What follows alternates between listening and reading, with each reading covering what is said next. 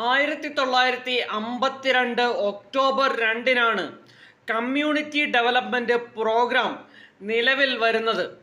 സമൂഹത്തിലെ അംഗങ്ങളെല്ലാം ഒത്തുചേർന്ന് പൊതുവായ പ്രശ്നങ്ങൾ പരിഹരിക്കുവാനുള്ള നടപടികൾ സ്വീകരിക്കുന്ന പരിപാടിയായിരുന്നു കമ്മ്യൂണിറ്റി ഡെവലപ്മെൻറ്റ് പ്രോഗ്രാം.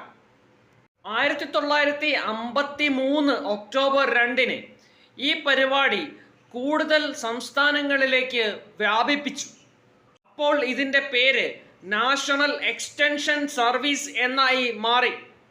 ഈ കമ്മ്യൂണിറ്റി ഡെവലപ്മെൻറ്റ് പ്രോഗ്രാമും നാഷണൽ എക്സ്റ്റൻഷൻ സർവീസും പരാജയമായിരുന്നു.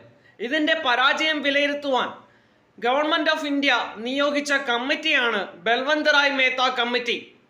1957 ജനുവരി 16-നാണ് ഈ കമ്മിറ്റി നിയമിക്കപ്പെടുന്നത്.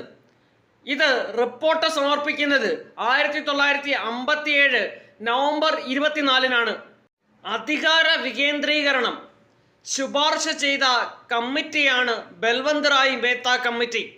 വില്ലേജ് തലത്തിൽ ഗ്രാമപഞ്ചായത്തും ബ്ലോക്ക് തലത്തിൽ പഞ്ചായത്ത് സമിതിയും ജില്ലാ തലത്തിൽ ജില്ലാ പരിഷത്തും ഉൾപ്പെടുന്ന ത്രിതല പഞ്ചായത്തി രാജ് സിസ്റ്റം ഈ കമ്മിറ്റിയുടെ ശുപാർശയാണ്. പഞ്ചായത്ത് തലത്തിൽ നേരിട്ടുള്ള തിരഞ്ഞെടുപ്പും ജില്ലാ തലത്തിലും ബ്ലോക്ക് തലത്തിലും നേരിട്ടല്ലാതെയുള്ള തിരഞ്ഞെടുപ്പുമാണ് നടത്തേണ്ടത്. 5 വർഷത്തിലൊരിക്കൽ തിരഞ്ഞെടുപ്പ് നടത്തിയിരിക്കണം.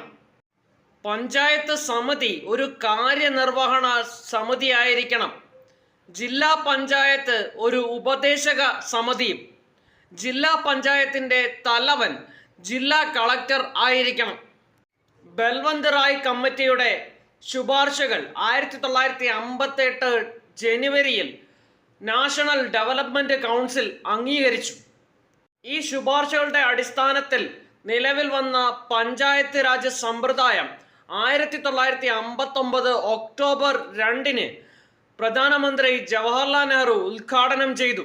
രാജസ്ഥാനിലെ നാഗൂർ ജില്ലയിലെ ബാഗ്ദാരി എന്ന ഗ്രാമത്തിലാണ് പഞ്ചായത്ത് രാജ് സമ്പ്രദായം ഉദ്ഘാടനം ചെയ്യപ്പെട്ടത്.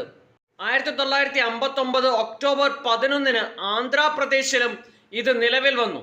പഞ്ചായത്ത് രാജ് സമ്പ്രദായം നിലവിൽ വന്ന രണ്ടാമത്തെ സംസ്ഥാനവും ആദ്യത്തെ സൗത്ത് ഇന്ത്യൻ സംസ്ഥാനവുമായിരുന്നു ആന്ധ്രാപ്രദേശ്.